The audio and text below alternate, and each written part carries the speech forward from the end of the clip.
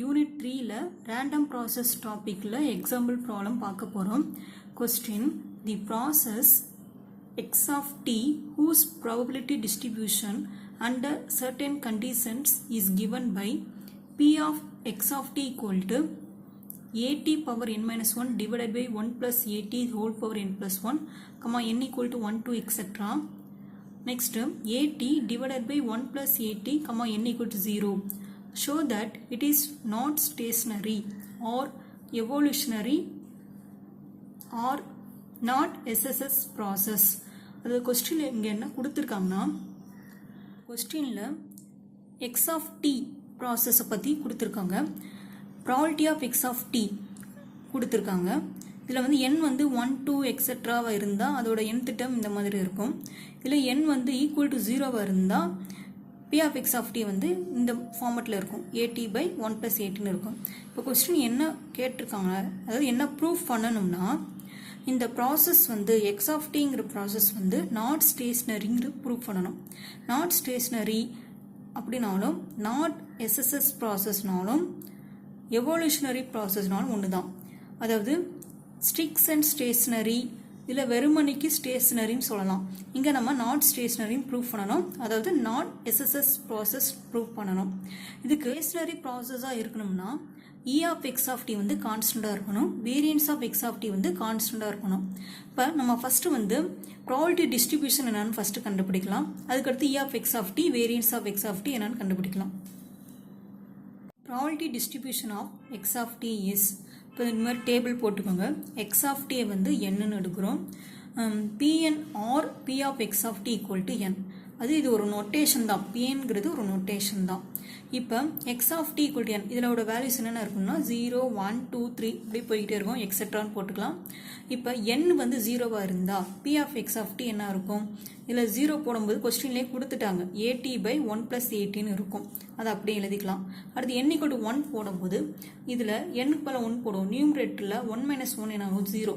அப்போ பவர் 0ன்னு என்னது, நியூமரேட்டரில் 1 மட்டும் வரும். அப்போ 1 / 1 + ஏடி ஹோல் ஸ்கொயர்டு. அடுத்து n வந்து 2, அப்போ 2ன்னு போட்டால் 2 - 1 வரும் 1, அப்போ at by 1 + AD the whole cube. அடுத்து என்னுக்கு பதிலாக 3 சப்ஸ்டியூட் பண்ணுவோம். அப்போ என்ன வரும்னா at the whole square divided by 1 + AD the whole power 4. இந்த மாதிரி போயிட்டே இருக்கும், எக்ஸெட்ரான்னு போட்டுக்கலாம். நெக்ஸ்ட் நம்ம E of X of t கண்டுபிடிக்கணும். E of X of t formula summation n = 0 to infinity n × pn. இது எப்படி வரும்னு சொல்கிறேன். உங்களுக்கு ஏற்கனவே தெரியும், இ ஆஃப் எக்ஸ் ஃபார்முலா என்னது, summation x into P of x. அதாவது இந்த இடத்துல என்னது, E of X of t, x of டியை நம்ம என்னன்னு எடுத்திருக்கோம், என்னன்னு எடுக்கிறோம். அப்போ என்ன வரும், summation x of t equal to n, அதாவது எக்ஸுக்கு பதிலாக x of t equal to n into P of X of t equal to n. இங்கே இருக்கிற எக்ஸுக்கு பதிலாக நான் x of t equal to என் போட்டிருக்கேன். இதை வந்து நம்ம நோட்டேஷன் எப்படி எழுதிக்கிறோம்னா, x of t equal to என்ன தான் நான் என்னன்னு போட்டுக்கிறோம், P of X of t equal to n, இதோட நோட்டேஷன் வந்து பிஎன், அதை தான் இங்கே எழுதியிருக்கோம். இங்கே வந்து சமேஷன் என் வந்து 0 to infinity போட்டிருக்கோம். இப்போ என்னுக்கு பதிலாக நம்ம வேல்யூ சப்ஸ்டியூட் பண்ணுறோம். ஃபஸ்ட்டு என்னுக்கு பதிலாக 0 போடுறோம், 0 × p0 ப்ளஸ் என்னுக்கு பதிலாக 1, அப்போ 1 × p1 plus 2 × p2 plus 3 × p3 plus etcetera. First term வந்து 0. நெக்ஸ்ட் டேர்மில் p1 நம்ம ஏற்கனவே கண்டுபிடிச்சிருக்கோம், அதை சப்ஸ்டியூட் பண்ணணும். அடுத்து p2 அதையும் நம்ம சப்ஸ்டியூட் பண்ணிடணும், p3 அதையும் சப்ஸ்டியூட் பண்ணிடணும். ஏற்கனவே நம்ம கண்டுபிடிச்சிருக்கோம்ல, அதை நம்ம சப்ஸ்டியூட் பண்ணியிருக்கோம்.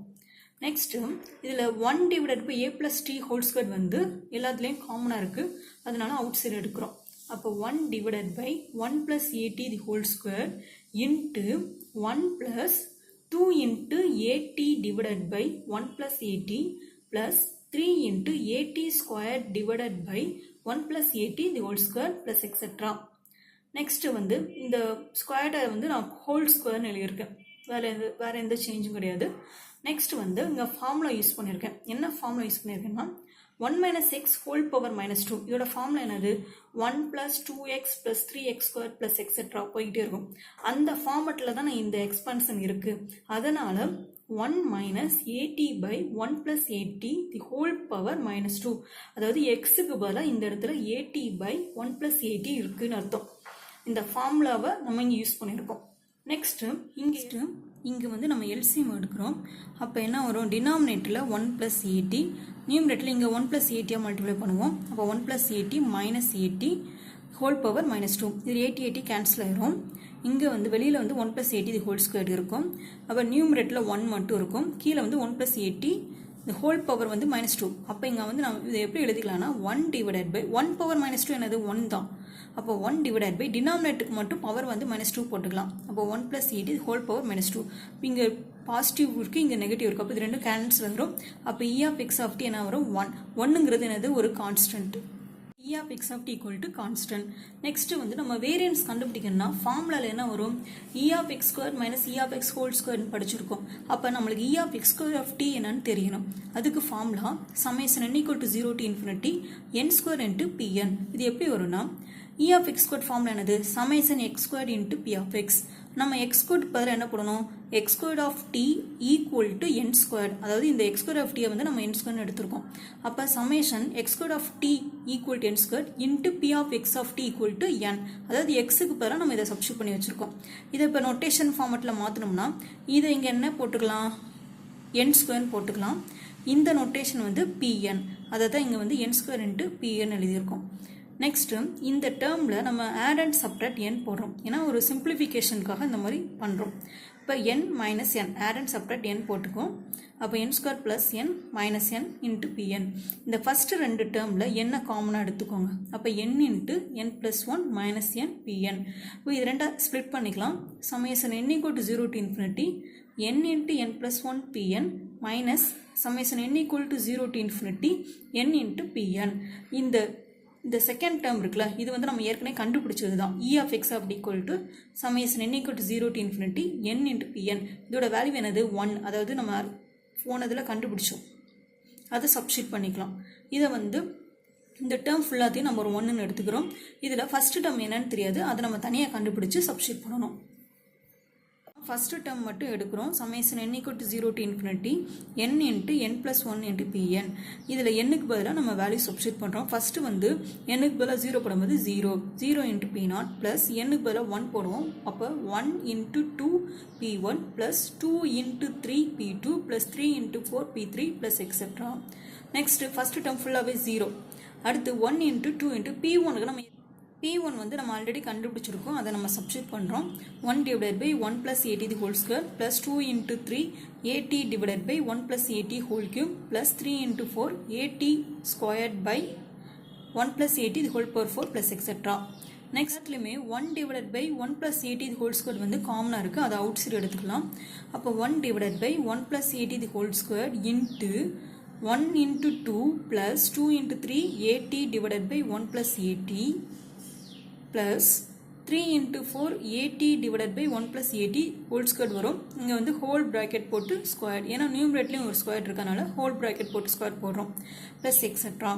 நெக்ஸ்ட்டு இது எப்படி எழுதிக்கலாம்னா 2 into 1 - 80 / 1 + 80 ஹோல் பவர் -3ன்னு எழுதலாம். எப்படி வரும் நான் சொல்கிறேன். உங்களுக்கு ஆல்ரெடி ஃபார்முலா தெரியும். 1 - x ஹோல் பவர் -3. இதோட எக்ஸ்பான்ஷன் எப்படி இருக்கும்னா 1 + 3x + 6x² ப்ளஸ் எக்ஸெட்ரான்னு இருக்கும். நம்மளுக்கு வந்து இந்த இடத்துல 1 into 2 2 into 3 3 into 4 அந்த ஃபார்மேட்டுக்கு இந்த ஃபார்முலாவை நம்ம இந்த எக்ஸ்பான்ஷனாக கொண்டு வரணும். அப்போ என்ன பண்ணணும், ஒரு 2-ஐ வந்து மல்டிப்ளை டிவைட் பண்ணுறோம். அப்போ மல்டிப்ளை டிவைட் பண்ணும்போது டினாமினேட்டரில் ஒரு 2 இருக்கும், நியூமரேட்டரில் 2 மல்டிப்ளை பண்ணுறோம். அப்போ ஃபஸ்ட்டு டேர்மில் 2 இருக்கும், செகண்ட் டேர்மில் 2 into 3x plus 2 into 6x² plus etcetera.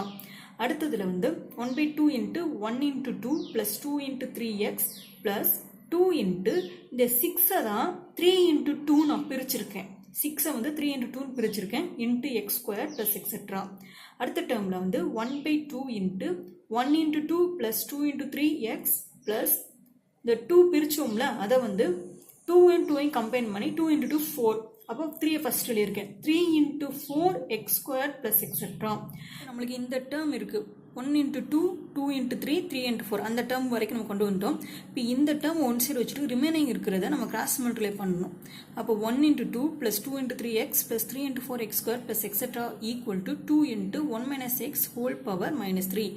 அப்போ இதே ஃபார்மட்டுக்கு நம்ம கொண்டு வந்துட்டோம். எக்ஸுக்கு பதில் இங்கே என்ன இருக்குது ஏடி டிவைடட் பை 1 + ஏடின்னு இருக்குது. அப்போ நம்ம சப்ஸ்டியூட் பண்ணிடலாமா 2 × 1 - A T divided by 1 + AD the whole power -3. Next வந்து இங்கே வந்து எல்சிஎம் எடுக்கிறோம். அப்போ 2 × டினாமினேட்டில் என்ன வரும் 1 + ஏடி, இங்கே வந்து 1 + ஏடி - ஏடி எல்சிஎம் எடுத்து போட்டிருக்கோம். ஏடி ஏடி கேன்சல் ஆயிரும். மீதி என்ன இருக்கும் 2 மட்டும் தான் இருக்கும். இங்கே வந்து 1 பவர் -3 1 தான். டினாமினேட்டில் என்ன வரும் 1 + ஏடி தி ஹோல் பவர் -3. இங்கே வந்து 2 இருக்குது. இதை சிம்பிளை பண்ணால் என்ன வரும் 2 divided by 1 + AD the whole inverse. அப்போ டினாமினேட்டில் இருக்கிறத நம்ம நியூமரேட்டர் கொண்டு போகும்போது 2 × 1 + ஏடின்னு வரும். 2 உள்ள மல்டிப்ளை பண்ணிக்கலாம். அப்போ 2 + 2ஏடி. அப்போ summation n = 0 to infinity n × n + 1 pn = 2 + 2at. Already எடுத்துருக்கோம்ல, அதில் போய் சப்ஸ்டியூட் பண்ணுறோம். From 1 e of x2 first term தான் நம்ம கண்டுபிடிச்சோம் 2 + 2at - 1. இதை சப்ராக்ட் பண்ணும்போது என்ன வரும் 1 + 2atன்னு வரும். Next variance of x formula e of x2 - e of x the whole square. இப்போ நீ சப்ஸ்டியூட் பண்ணோம்னா ஃபர்ஸ்ட் டேர்மில் 1 + 2at - 1 1 கேன்சல் ஆயிரும் 2at. 2atங்கிறது ஒரு ஃபங்க்ஷன் ஆஃப் t, ஒரு ஃபங்க்ஷன். அப்போ இது ஒரு கான்ஸ்டன்ட் கிடையாது. இப்போ which is not equal to constant. அப்போ நம்மளுக்கு என்ன வந்திருக்கு e of x வந்து கான்ஸ்டன்டாக இருக்குது, ஆனால் வேரியன்ஸ் ஆஃப் x வந்து நாட் கான்ஸ்டன்ட். அப்போ the given process, therefore the given process is not a stationary process. நம்மளுக்கு அதை தான் ப்ரூவ் பண்ண சொல்லியிருந்தாங்க. நாட் ஸ்டேஷ்னரினாலும் இட்ஸ் நாட் a SSS ப்ராசஸ்னாலும் ஒன்று தான்.